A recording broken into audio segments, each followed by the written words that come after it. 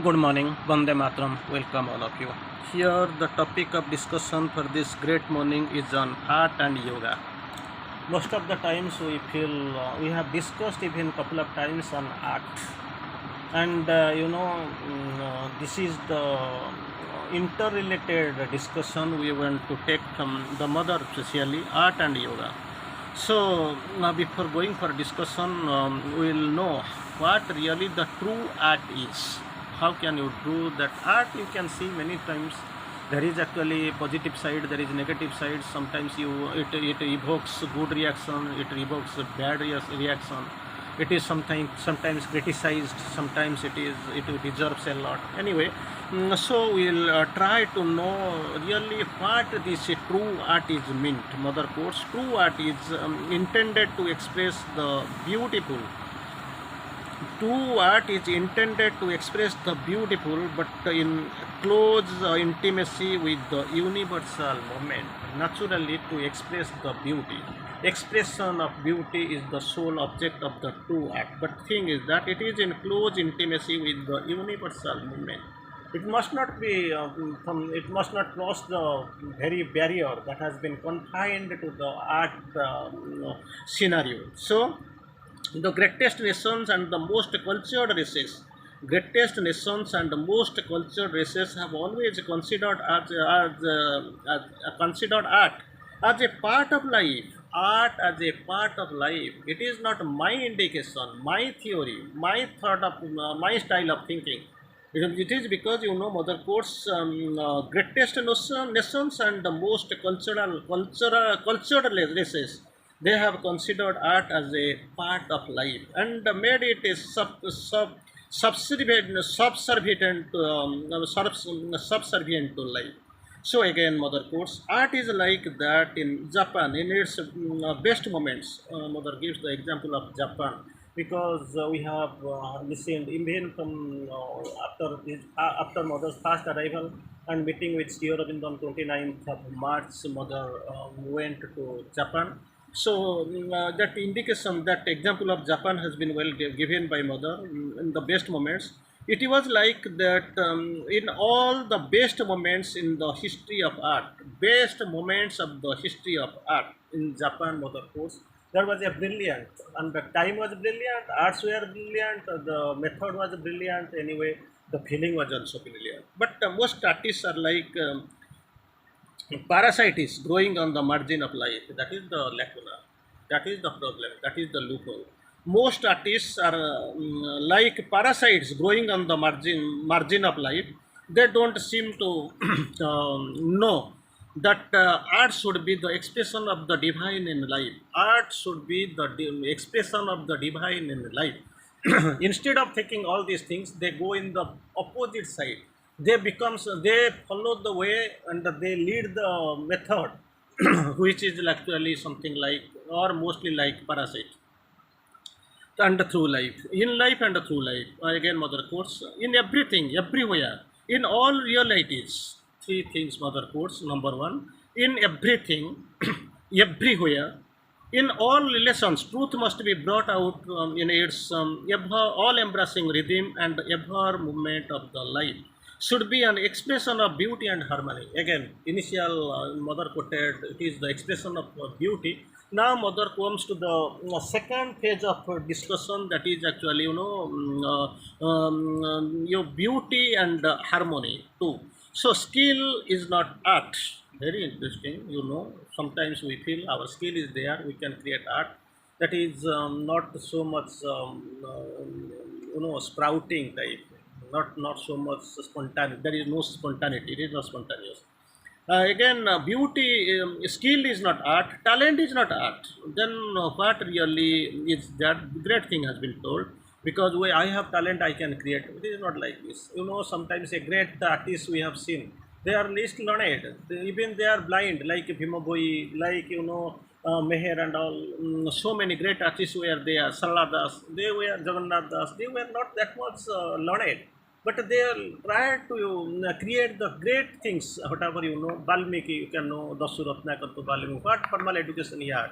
what a talent he had, what a skill he had. But actually, they have created a lot. Vedo and Vyaso and Mahorshi Vyaso and all. So many ways you can see great learneds are there. Even some only simple terms are there who are not so much on the picture, on the ground. They have created a great art. So, mother core skill is not art, talent is not art. Then art, what is that art? Art is the living harmony and beauty. Again, living harmony and beauty that must be expressed in all movements of the existence. That must be expressed in the all movements of the existence. That is harmony and the beauty. This manifestation of beauty and harmony, again, this expression of beauty and harmony, that is what is known, that is a part of the divine realization upon earth. Without this harmony and beauty, divine realization upon earth will be difficult thing. So for this, actually, this manifestation of beauty and harmony is the part of divine manifest realization on earth, and perhaps even its greatest parts. So that must be there. There is no doubt of it. Again, I can try to go a little bit further. This art and yoga. Most of the time, we find how it is interrelated. What is the difference? What is the point of coincidence? How it actually parallels, anti-parallels? We want to see it here. That is what. So art and yoga. Question was put to the mother: does the work of an artist to improve? If he does yoga, suppose he yoga करता है तो इसका कुछ improvement होता है क्या? वही this is the question actually. वो मतलब ये तो ऑर्डिनरीली वो तो जाते हैं रास्ता में, फिर भी अगर इफ इज डूइंग द साधना करता है तो योगा करता है, इसका कुछ फर्क पड़ता है क्या? इसका कुछ इम्प्रूवमेंट होता है क्या? Is there any artist improve if he does yoga? So naturally, the power of concentration will improve, and that divinization, it is very much helpful. Anyway, mother course, the discipline of your art has it at its center is the same principle as the discipline of yoga. Both are on same principle. The discipline of yoga, discipline of art. Both are interrelated. Both are of course correlated, and stand on the same principle. In both, the aim is to become more and more conscious. That is what. More and more conscious. The object is to be in discipline of art and discipline of yoga. The inner core center, the core aim is that to be more and more conscious. In both, you have to learn, to see, to feel something, to know, to learn, to see, to feel something beyond the ordinary vision and feeling. That is what normally people are taking. They are going, suppose there is war is there in the Ukraine and Russia. So they try to know that the dangerous side of war and all. They imagine something like this. This is why. But thing is that, once you are in the yogic process in sadhana, you can see the depth of why this is happening. What is the what teaching it is giving? So many ways you are understanding the things, and bring out of these deeper things. They are staying on the top. Okay, people are moving like anything. There are bombardments. People are losing our life. These are the external. Everybody is seeing. What's more? Then why are you in the yogi process? You want to know. You try to go in between. You go in depth and see what is the point. Where you stand? Painters have to follow a discipline of the growth of consciousness in their eyes.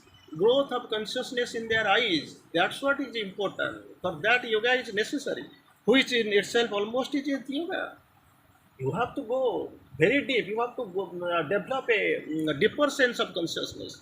If they are true artists and try to see beyond, true artists and they to see beyond and use this art for the expression of the inner world. See, imagine if they are the true artists, number one, and try to see beyond the present state, to go beyond present, and the third, use their art for the expression of the inner world. If it is they are beyond in depth things to be what is expression of the inner world, they grow in consciousness by their concentration. So for that, actually, you have to grow your consciousness. For that, it has to be that very much you have to be concentrated, which is not other than the consciousness given by you. How can you do it? This consciousness, this concentration these feelings, this realization, these thoughts, where it will develop? Only through the yoga. And why then should not yogic consciousness be a help to artistic creation? These are all the blessings of the artists, blessings of the creation they are doing. So these are the great help. I have known some who are very have very little training, skill. Example, I have given so many ways. Few creators, few people like Jagannath Das, Bhima Bhoi, and so many ways. This Ratnakar who became Valmiki. What were they are? Ordinary consciousness. From there they have grown. And they have grown through this power of concentration, through this yoga. Of course, you don't know what is their depth of yoga they have done. But thing is that it is true that their power of concentration they developed by day through this consciousness. And some people who had little training and skill yet through yoga acquired the capacity in writing and painting. They have acquired a great skill in in writing and painting. That's what you have seen. They have gone beyond the minimum level of your roti kapda makan. They have tried to go within instead of staying on the surface. They have gone deeper within. They have seen something. In-depth analysis they have done. They have developed concentration through yoga. That consciousness it was scattered here and there. They have developed, gathered the consciousness, become actually they have gone beyond the present scenario. So that is the blessings of the yoga, development through only yoga only. Again, mother tries to explain, a living art. Art here, mother quotes of a living art. Living art. When one paints a picture or composes a music or writes a poetry, many times it depends. A person's poet, he is writing a poetry. One musician composing a music. One painter is there, he is painting a picture. Each one has its own way of expression. You can say who is better, who is going in, who is in which level. It has its own style, own way of expression. Every painter, every musician, every poet, every sculptor has or ought to have a unique and personal contact with the divine. So as per their inspiration, they are gathering from the divine. As they are blessed, as they are drawing, and as they are drawing the divine grace, and as they are moving, deep inside. So through the work, which is the speciality. That's why thus they have gone. This is the what the pakshi ude jate dura. That bird, how much they are, how long they are flying. It is flying. Accordingly, he is giving experience. If somebody is sleeping on the inside the nest of the tree, there is some imagination what is there. But somebody has practically gone deep inside. He has moved and covered a lot of path there. Thus he has gathered the experience. And again, mother quotes, the art has he has mastered. He has expressed this contact in his own way, of course. You can't say. You can say why Sri Aurobindo wrote it in this line, why not that line? Why Shakespeare has composed this way? Why not, why he has actually neglected that way? It is their way of expressing, their way of thought, their way of concentration with his own words, own colors. That's why they are doing own color, own thought, own way, own words. Everything is there in own style, one own inspiration. How they are getting for himself instead of copying the other from the nature, he takes these forms of the covering up something else.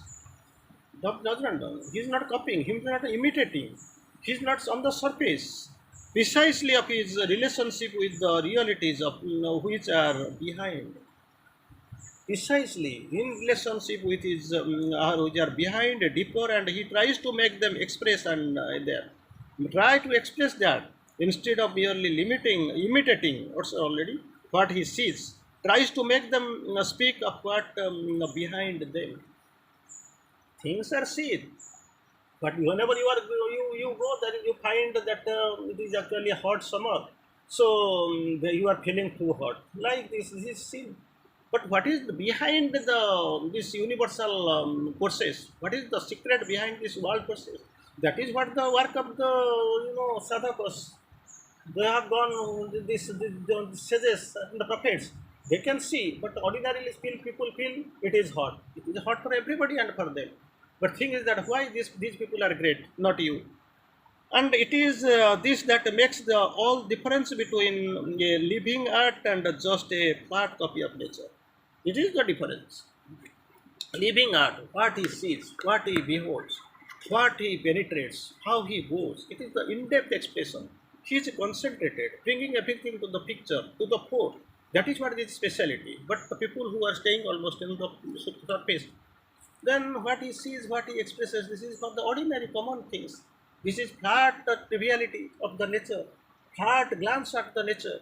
But the people who are blessed, who have done the in-depth analysis, who have developed a greater consciousness, for them it is totally different. And the steer of the course, art is a discovery and a revelation of beauty. Already in the initial sentence we have seen beauty, then beauty and harmony we saw. So many ways, art here in the course, art is the discovery and the revelation of beauty. Again, art justifies its own means, justifies its own means. That is the speciality of art. And art can express eternal truth, not limited to the expression of form and appearance. That is what. In their elements, the great arts are same everywhere. Great arts are same everywhere. We can compare that it is mine in my country, my people. It is not like this. Everywhere. The great art is same everywhere. But here we are fighting in the lower level. Once we go up, we cover up, we have crossed the limit, we feel something different, and it is almost the same. Rivers are not rivers, you know, mountains are not mountains. When you go up, you can find, see that barrier, it actually falls. You go, you rise very much up to the top. There itself you can see that this is to 500 meters high. This is something like a river 200 meters or 10 meters or 20 meters below the surface. From the very top side, from the zenith, you can find there is no difference. Rivers are not rivers and the mountains are not mountains. So in their elements, the great elements are the same everywhere. It is time we have to wind up here right now. Vandana.